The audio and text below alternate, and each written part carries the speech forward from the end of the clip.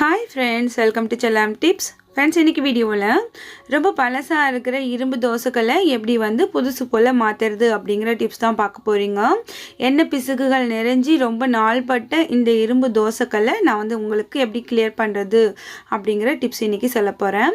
அதுக்கு ஒரு எலுமிச்சம்பழம் எடுத்துக்கோங்க. அப்புறம் ஒரு டம்ளர் அளவுக்கு தண்ணி எடுத்துக்கோங்க, சும்மா நார்மல் வாட்டர். அதுக்கப்புறம் உப்பு, ஒரு ஸ்பூன் அளவுக்கு உப்பு எடுத்துக்கோங்க, சால்ட் உப்பு எடுத்துக்கோங்க. இப்போது தோசைக்கல்லை அடுப்பில் வச்சு மீடியமாக ஹீட் பண்ணிக்கிட்டே இருங்க.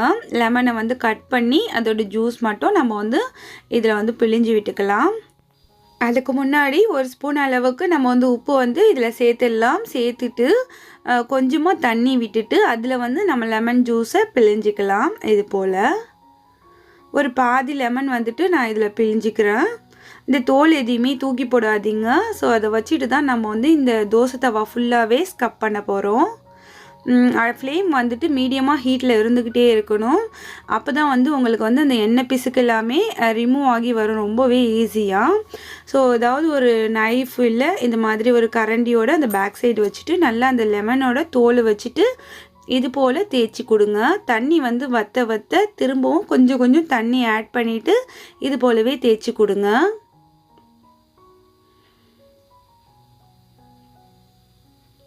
இந்த மாதிரி நம்ம பண்ணும்போது ஓரங்களில் இருக்க எண்ணெய் பிசுக்கு அந்த மாதிரி எல்லா விடாப்பிரியான அந்த பிசுக்குகளும் வந்துடும்.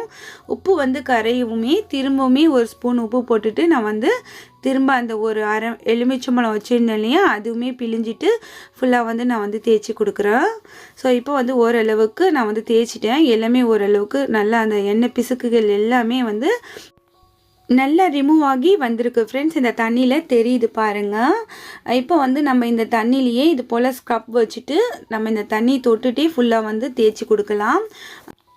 இந்த கம்பி ஸ்க்ரப்பரை மேலாக்கமாக பிடிச்சிட்டு அப்படியே தேய்ச்சி கொடுங்க. உங்களுக்கு கை சுடும் அப்படின்ட்டு ஃபீல் பண்ணிங்கன்னா ஏதாவது நைஃப் அந்த மாதிரி வச்சுட்டு தேய்ச்சி கொடுங்க. இப்போ அந்த ஹீட்டோடவே நான் வாஷ் பேஷன் இருக்கு இல்லையா, அங்கே கொண்டு வந்துட்டேன். இந்த லெமனை வச்சுட்டே நான் இந்த ஸ்க்ரப்பர் வச்சு தேய்க்கிறேன். பேக் சைடு எல்லாமே தேய்க்கிறேன். அந்த ஹீட்டோடு நம்ம தேய்க்கும் போது தான் பின்பக்கம் பிடிச்சிருக்கு அந்த எண்ணெய் பிசுக்கு எல்லாமே நல்லா ரிமூவ் ஆகும். அதுபோல் நம்ம நம்மளோட வாஷிங் லிக்யூடு இருக்கு இல்லையா, அதை நீங்கள் இதில் டைரெக்டாக அப்ளை பண்ணிவிட்டு தேய்ச்சி விடுங்க. அப்போ இன்னும் நல்லா உங்களுக்கு பேக் சைடு எல்லாமே நல்லா பளிச்சுன்னு வந்துடும். ஸோ எவ்வளோ ஆயில் பிசுக்கு இருந்தது எல்லாமே போயிடுச்சு பாருங்கள். இப்போது இந்த தோசைக்கல்லை திரும்பவுமே நம்ம அடுப்பில் வச்சு ஹீட் பண்ணுவோம். மீடியமான ஹீட்டில் வச்சுட்டு கொஞ்சமாக நல்லெண்ணெய் விட்டுக்கோங்க, ஒரு ஸ்பூன் அளவுக்கு. இப்போ எல்லா இடத்துலையும் படுற மாதிரி நம்ம இதை ஸ்ப்ரெட் பண்ணி விட்டுடலாம். இப்போ நம்ம தோசைக்கல்லை ஃபுல் க்ளீனிங் பண்ணதுனால இதில் தோசை சுடும்போது ஃபர்ஸ்ட் டைம் சுடும்போது ஒட்டுறதுக்கான வாய்ப்புகள் ரொம்பவே அதிகமாக இருக்குது. அதனால் இப்போ நம்ம இதை ஒரு சீசனிங் பண்ணிடலாம்.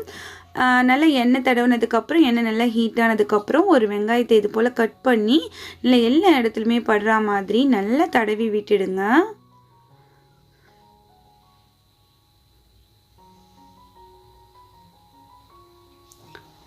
இப்போ நல்லா தடவுனதுக்கப்புறம் நீங்கள் எக்கு சாப்பிடுவீங்க அப்படின்னாக்கா இதில் எக்கு உடைச்சி ஊற்றி அதை நீங்கள் எல்லா இடத்துலையும் படுற மாதிரி தடவி விட்டு எடுத்துட்டிங்கன்னா உங்களுக்கு தோசை சுட்டால் ஒட்டாத அளவுக்கு உங்களுக்கு தோசைக்கல் ரெடி ஆகிடுச்சி அப்படின்னு அர்த்தம். இப்போ பாருங்கள், நான் இதில் ஒரு எக்கு ஊற்றிருக்கேன். இப்போ இந்த முட்டை ஒட்டாமல் வந்துடுச்சு அப்படின்னாக்கா நமக்கு தோசைக்கல் ரெடியாக இருக்குது. நம்ம சீசனிங் பண்ணியாச்சு. இப்போ உடனே கூட இதில் நம்ம தோசை சுடலாம். ஸோ அந்த அளவுக்கு தோசைக்கல் ரெடியாக இருக்குது அப்படின்ற அர்த்தம். பாருங்கள், நமக்கு ஆனியன் தேய்ச்சதுமே நம்ம தோசைக்கல் நமக்கு ரெடியாக இருக்குது. இப்போ எக்குமே இதில் ஒட்டவே இல்லை பாருங்கள். சும்மா நம்ம எல்லா இடத்துலையும் அப்படியே ஸ்ப்ரெட் பண்ணுற மாதிரி இந்த எக்கை அப்படியே தடவி விட்டு நம்ம எடுத்துட வேண்டியதான்.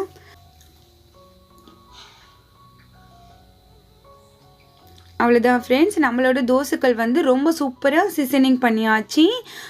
ஃபர்ஸ்ட் டைம் தான் தோசைகள் நம்ம சீசனிங் பண்ணுவோம். ஒவ்வொரு முறை நம்ம இது போல் டீப் க்ளீனிங் பண்ணணும் அப்படின்னாக்கா அதுக்கப்புறம் நம்ம இந்த ப்ராசஸ் கண்டிப்பாக பண்ணணும்.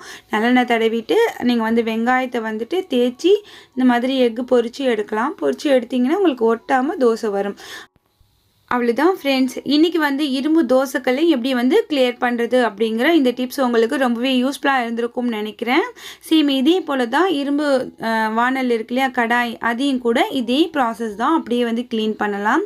ஆல்ரெடி நான் அந்த வீடியோ நம்மளோட டிப்ஸில் அப்லோட் பண்ணியிருப்பேன். ஸோ அதே ப்ராசஸ் தான் இன்றைக்கி வந்து இந்த இரும்பு தோசைக்கல்லை கிளியர் பண்ணுறதுக்கும். இரும்பு தோசைக்கல்லாக இருந்தாலும் சரி, இரும்பு கடாயாக இருந்தாலும் சரி, அதில் ரஸ்ட் ஃபார்ம் ஆகாமல் உங்களுக்கு வந்து ரொம்ப நாட்களுக்கு அது நல்லா இருக்கணும் அப்படின்னாக்கா, நீங்கள் வந்து சமைச்சு முடித்ததுக்கப்புறமும் சரி, இல்லை வாஷ் பண்ணி வச்சதுக்கப்புறமும் சரி, அதில் வந்து கொஞ்சம் ஆயில் அப்ளை பண்ணி வச்சிங்க அப்படின்னாக்கா, இது போல் ரஸ்ட் ஃபார்ம் ஆகாமல் உங்களுக்கு வந்து ரொம்ப நாட்களுக்கு வாங்கின பொருள் வாங்கின மாதிரி ரொம்பவே பளிச்சுன்னு இருக்கும். இந்த வீடியோ மோஸ்ட்லி ரிக்வெஸ்ட் வீடியோ அப்படின்னு கூட சொல்லலாம். நிறைய ஃப்ரெண்ட்ஸ் கமெண்ட்ஸில் கேட்டது இரும்பு தோசைக்கல்லை எப்படி கிளியர் பண்ணுறது அப்படின்னு சொல்லிட்டு. ஸோ அவங்களுக்கு எல்லாமே இந்த வீடியோ யூஸ்ஃபுல்லாக இருக்கும்னு நினைக்கிறேன். இன்னும் எது போல் வீடியோஸ் வேணும் அப்படிங்கிறத இந்த வீடியோவுக்கு கீழே உள்ள கமெண்ட்ஸில் மறக்காமல் சொல்லுங்கள். இந்த வீடியோ பிடிச்சிருந்துச்சுன்னா எப்பயும் போல் லைக் பண்ணி இனிமேல் நம்ம சேனலை சப்போர்ட் பண்ணுங்கள். இந்த வீடியோ பற்றின கருத்துக்களை மறக்காமல் வந்து கமெண்ட்ஸில் சொல்லுங்கள். அடுத்த ஒரு இன்ட்ரெஸ்டிங்கான யூஸ்ஃபுல்லான கண்டென்ட்டோட உங்களை நான் சந்திக்கிறேன். அது வரைக்கும் தேங்க்ஸ் ஃபார் வாட்சிங். பாய்.